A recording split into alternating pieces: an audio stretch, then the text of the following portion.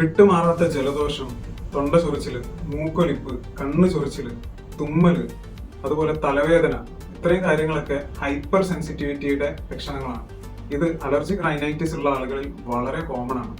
അതായത് ഇമ്മ്യൂണിറ്റിയാണ് ശരീരത്തെ പ്രൊട്ടക്ട് ചെയ്യുന്നത്. ഇമ്മ്യൂണിറ്റി ഓവർ ആക്റ്റീവായി പ്രവർത്തിക്കുന്നതിനാണ് ഹൈപ്പർ സെൻസിറ്റിവിറ്റി എന്ന് പറയാം. അതായത് സിമ്പിൾ ആയിട്ടുള്ള ഒരു കാര്യങ്ങൾക്ക് പോലും ശരീരം ഓവറായി റിയാക്ട് ചെയ്യാം. അലർജിക് റൈനൈറ്റിസിനും അലർജി റിലേറ്റഡ് ആയിട്ടുള്ള പല കണ്ടീഷൻസിനും വളരെ ഇഫക്റ്റീവ് ആയിട്ടുള്ള ട്രീറ്റ്മെന്റ്സ് അവൈലബിൾ ആണ്. Thank you for watching.